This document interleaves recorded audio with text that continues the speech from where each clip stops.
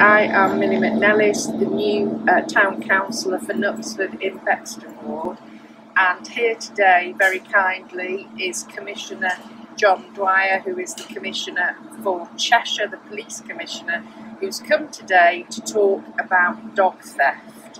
So there has been an increase in dog theft during the pandemic, which obviously is of great concern, and it has happened in Cheshire as well.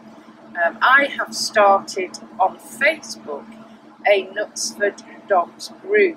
That was initially set up just for social reasons, people with interest in dogs, but with the pet theft increase, a number of the members of Facebook decided to guard dogs that have been left outside shops and pubs and restaurants in Knutsford and elsewhere in Cheshire until their legal owner arrives out of the shop. So, John, what do you think about that idea? I think the idea is great. Yes. You've got to be careful that you do actually get the rightful owner coming out of the shop. Yes. Somebody else pretending to be that person. Yes. But you're absolutely right. The point is that during lockdown, the prices of dogs has escalated. And of course, dogs now are a very valuable asset.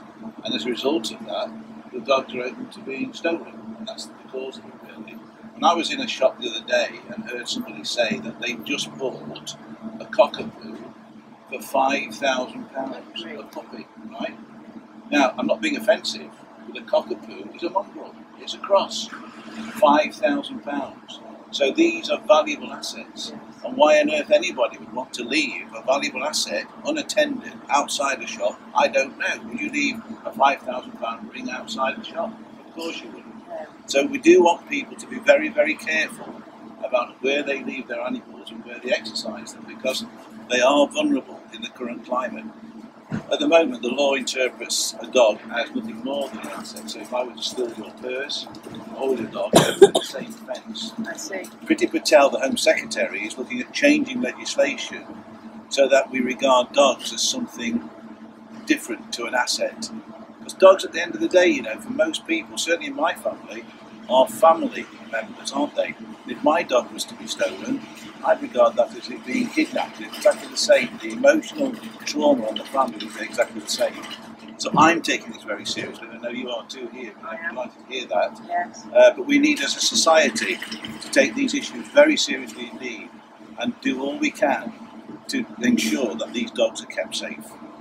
And I have heard on social media the possibility of a DNA database for dogs rather than microchipping, because unfortunately thieves are removing the microchips, which is soul destroying and disgraceful behaviour.